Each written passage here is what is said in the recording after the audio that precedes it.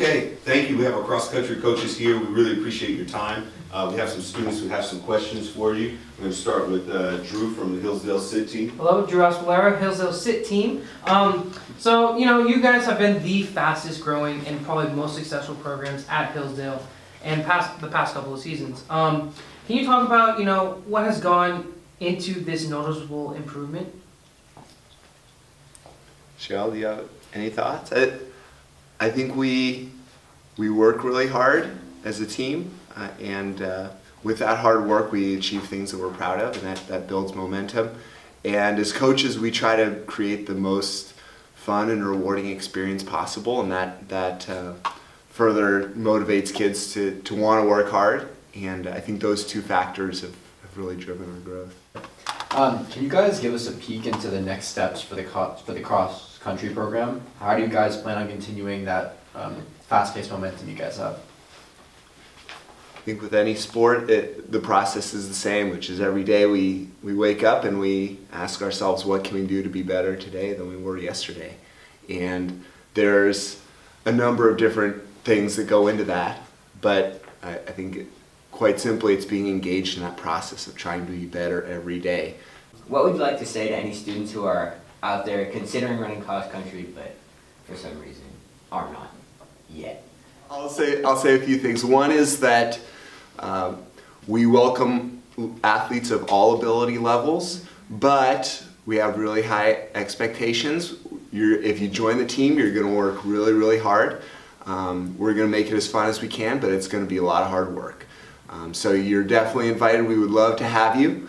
And I think something unique that we offer to the program that most other sports, with the exception of track, does not, is that you have a male and a female coach, and most other sports you don't have that, and I know that kids really appreciate that. You're getting two different perspectives here, not only in terms of our running paths, because Kevin ran later in life and I ran much earlier in life and then all through college, but you're getting a male perspective and a female perspective, and that's really different, and I think that parents and athletes really appreciate that. we've got a great, well-rounded team. We've got 30 girls running cross country and 50 boys, and yeah, I think both of them were consistently top 5 in the CCS, and so we were really proud of that. We had some great experiences along the way. We went down to a big invitational in Southern California.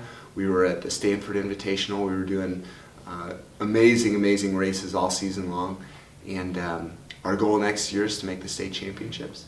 A little bit about, I know you had a number of different very accomplished runners.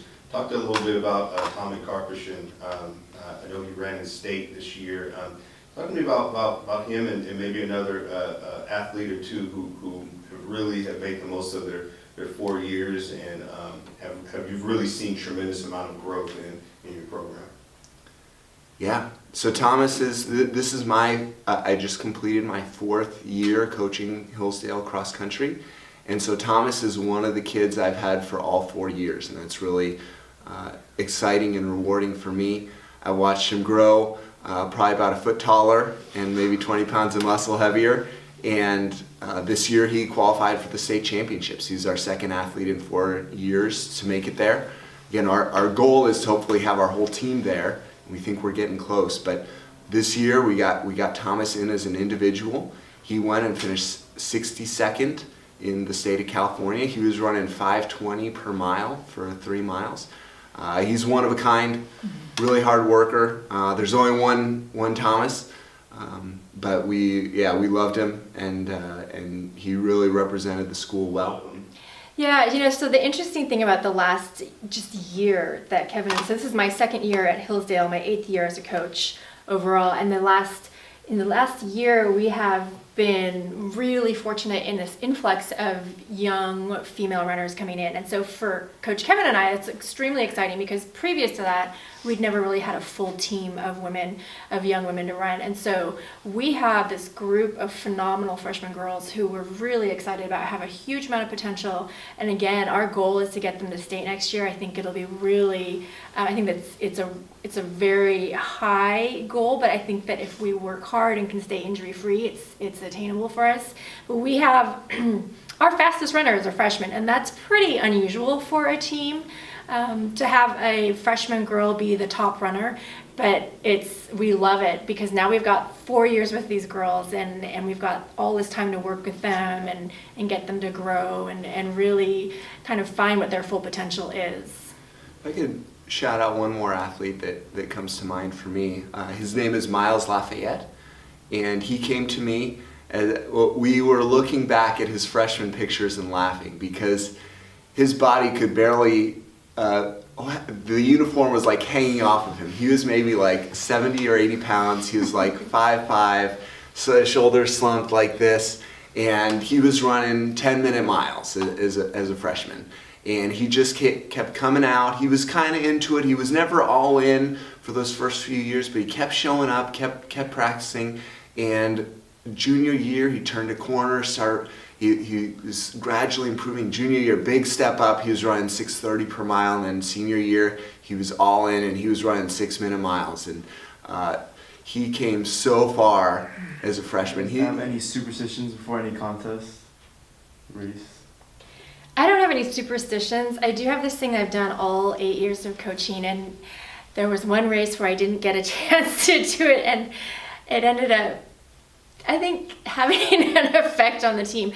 So I really am a very hands-on coach, especially with the girls being that they're new and not just young but inexperienced. And with my previous team, I really like to do this. I have this thing where I like to be on the starting line with them like 5 minutes before they race. I like to just kind of give them a few last words, a hug, encouragement. I do it with the boys team too. And there was one race this season where I just didn't get time to. I was running around congratulating kids who come in from a previous race, and I literally ran up and the gun went off. And come to find out that the girls were a disaster prior to their race. They were in tears, hyperventilating, and they had kind of been waiting for me. So there's pros and cons to that. I don't want them to be dependent on me being there, but I do really like to be there. And so when I'm not, I kind of feel this sense of, I don't know, something, maybe anxiety for not being there. So, I know you guys are runners, but would you guys rather be able to fly 10 miles an hour or run 100 miles an hour? Run 100 miles an hour? Yeah, or fly 10 miles an hour. I would totally rather run 100 miles an hour. Absolutely. That sounds amazing. Just being a runner, having run for like 25 years of my life. Wow. Yeah. Yeah, I mean, I could get to like San Jose in like 20 minutes. I wouldn't even need a car. Yeah, break all the world records. That sounds good to me. Touch on that. What accomplishments in cross country do you foresee rolling over into your track season? That's an awesome question. With Kevin and I, we're trying really hard to implement a lot of new things. We did that this season. There's always a little bit of kickback from that. Change, even if it's really good, can be hard. But we made some pretty significant changes to the program this year and really felt like it was for the best, and we are trying to do that in track. We have a full-on winter program that we're doing right now, which is kind of our off-season training, so that our cross-country runners who are committed to doing track aren't going to lose this fitness that they've worked months and months for. So that is something that we are doing and trying pretty hard to be consistent about. Our main bottom line to these kids who are cross-country runners and going over in a track is consistency. Whatever you're doing, whether you're running with us during our off-season training program or on your own because you can't, come to the times that we offer, be consistent. Consistency is what running is all about. And when you've got goals that you're trying to set and you're not achieving them, a lot of time it's inconsistency. And I think one of the processes we're striving for is we want to build a culture where everyone on the team wants to train hard and go hard year-round. And really, a culture that expects excellence of itself. Not because we tell you have to, we're not going to do that, but we want you to want to want to train hard in December when the first track meet is until March. Actually, as we speak, our team is in the weight room lifting. So we're really excited for that. I think that's a big process for our team, and we're excited to see the results of that. And we're just super fun, cool coaches, so. Coaches, thank you for your time. We appreciate it.